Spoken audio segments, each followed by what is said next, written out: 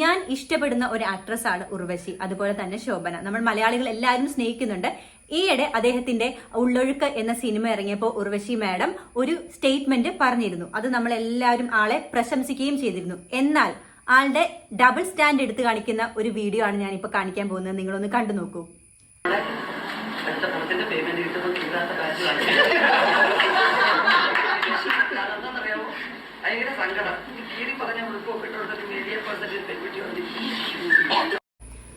ഒരു ആളിട്ടിരിക്കുന്ന പാന്റിനെ കുറിച്ചാണ് പറഞ്ഞിരിക്കുന്നത്. അടുത്ത സിനിമയുടെ പേയ്മെന്റ് കിട്ടുമ്പോൾ നല്ലൊരു പാന്റ് മേടിച്ചിടൂ, ഈ കീറി പറഞ്ഞ പാന്റ് ഇട്ടോണ്ടിരിക്കണ കണ്ടിട്ട് എനിക്ക് സങ്കടം വന്നിട്ടാണ് എന്നാണ് ഉർവശി പറയുന്നത്. അത് കേട്ട് എല്ലാവരും ചിരിക്കുന്നുണ്ട്. ആ ഒരു സമയത്ത് ആ കുട്ടിയുടെ മാനസികാവസ്ഥ ആരെങ്കിലും ചിന്തിച്ചോ? പരസ്യമായിട്ട് ആ കുട്ടിയെ സബ്ജക്റ്റ് ആക്കിക്കൊണ്ടൊരു തമാശയാണ് ഉർവശി പറഞ്ഞത്. ഓക്കെ, ഒരാൾക്ക് വസ്ത്ര സ്വാതന്ത്ര്യമുണ്ട്, എന്താണ് ധരിക്കേണ്ടതെന്ന് ആൾക്ക് തീരുമാനിക്കാം. ഒരു പക്ഷെ ഉർവശിക്ക് ആള് ധരിച്ച വസ്ത്രം ഇഷ്ടപ്പെട്ടിട്ടില്ലായിരിക്കാം. അതിങ്ങനെ പബ്ലിക്കായിട്ട് ഒരു തമാശ രൂപേണ പറഞ്ഞ് ഇരുന്ന് ചിരിക്കേണ്ട ഒരു ആവശ്യവും ഉർവശിക്ക് ഉണ്ടായിരുന്നില്ല എന്നാണ് എനിക്ക് തോന്നിയത്.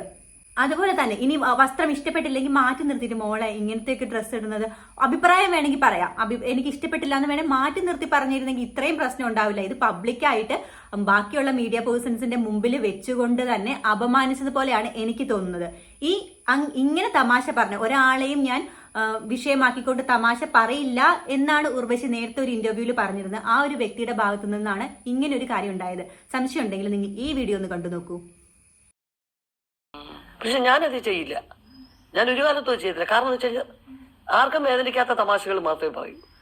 അയാൾ കൊമേഡിയനാണെങ്കിലും അയാളുടെ വീട്ടിൽ അയാളാ രാജാവ്. ആർക്കും വേദനിക്കാത്ത തമാശകളെ ഞാൻ പറയുള്ളൂ.